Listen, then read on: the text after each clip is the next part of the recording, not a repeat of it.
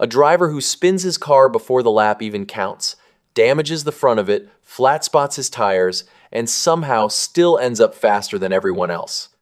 That's exactly what Denny Hamlin just did at Dover, and what he said afterward has the whole NASCAR world talking. Let's start with the run itself, because it was wild. Hamlin was driving his number 11 Joe Gibbs Racing Progressive Insurance Toyota, and he was the 35th of 36 drivers to make a qualifying attempt. Almost last. So he watched nearly the entire field go before him. And here's the thing about this year's All-Star Race qualifying at Dover Motor Speedway. It wasn't a normal lap and done.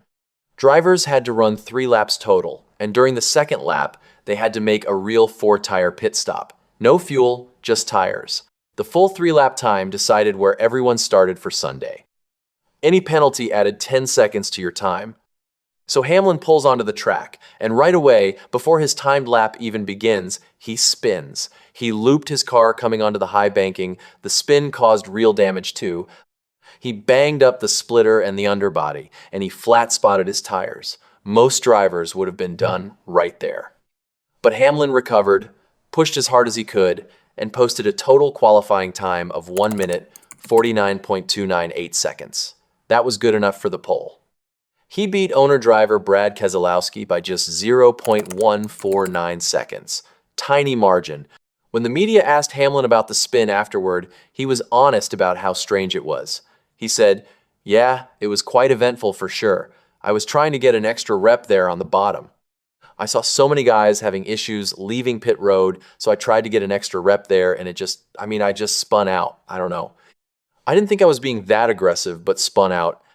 So he wasn't even trying to push hard, he was just trying to feel out the track because so many other drivers were struggling. He explained, "I was just trying to get as much heat in the tires as I possibly could. The track was slick, and he didn't want to flat spot his tires," which is funny because that's exactly what happened. He still felt a vibration during his actual lap, but once the timed run started, he made a simple decision. In his words, "Then I just committed to run the lap as hard as I could, and it was still good enough." And he gave the credit to his crew. Hamlin said, "Hats off to the team because they're the ones that keep you in the game because it's all about the pit stop." Now here's where Hamlin really got people talking. It wasn't just the spin, it was what he said about this year's All-Star Race format, because NASCAR has changed almost everything about it. For starters, this is the first time the All-Star Race has ever been held at Dover. Dover is a 1-mile concrete track nicknamed the Monster Mile, and it's the 6th oval to ever host this event, so it's new ground for everybody. But the bigger change is how the race itself is set up. And when Hamlin explained it, he made it clear this is unlike anything fans are used to. He said, "It's going to be different because, I haven't lost a race there since 2023, I don't think. So I've got tons of success there, but we're going there with a different aerodynamic package." That's a big deal. Even though Hamlin owns Dover lately, the car package is different, so all that past success doesn't fully carry over. His team had to guess at a setup they'd never run before, and they only got about an hour and a half of practice. That's almost nothing. Then Hamlin explained the part that really flips things upside down, the invert. He said, "It's a different format. We're going to have an invert. So you win the first stage, you're going to start last in the next stage. So it's very, very different. They're definitely going to mix it up, and I'm actually looking forward to it."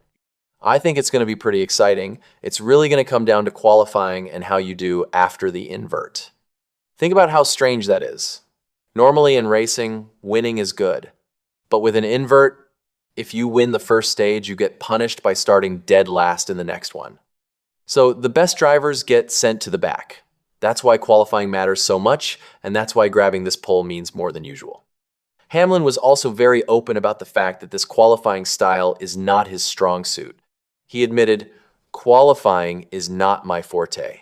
He went even deeper, saying, "I've never been close when it comes to qualifying in this type of format towards the front.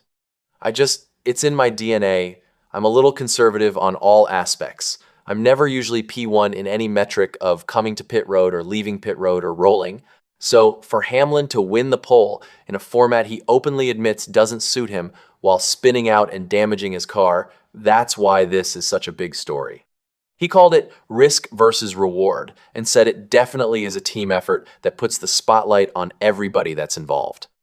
As for the race itself, Hamlin sounded confident. He said, "I liked our car. It felt like we were pretty strong. If we can do well in the first segment in traffic where we excel, it could be a good weekend, and there's real money on the line. The All-Star Race doesn't pay points, but the winner takes home $1 million. Hamlin has won it once before, back in 2015, also from the pole." Now, Hamlin wasn't the only story from this chaotic day. The qualifying session was full of mistakes. More than a third of the field had problems on pit road. Zane Smith's number 38 Front Row Motorsports team won the $100,000 Mechanics Wear Pit Crew Challenge with the fastest four-tire stop at 12.612 seconds. Smith only qualified 25th overall, but that win earned his team the first pit stall for Sunday, which can be a huge advantage. There's a twist, though. That winning pit crew was actually loaned in from Joe Gibbs Racing. Other big names had rough days. Kyle Larson looked fast, but got hit with penalties for speeding on pit road and not blending back in properly, and that cost the three-time All-Star winner a front row spot. Chris Buescher had a strong run going, but spun exiting pit road and then got hit with a time penalty that dropped him near the back.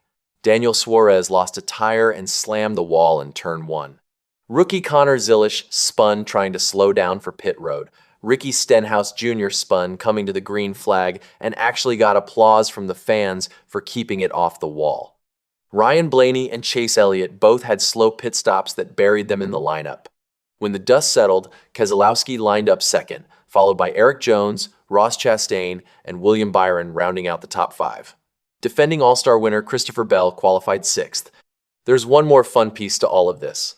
Off the track, Hamlin and his number 11 car are now starring together in a new progressive ad campaign called The Car Lives, where the car actually talks. Hamlin described filming it, saying, "I see my race car there, and next thing you know, my race car starts talking to me."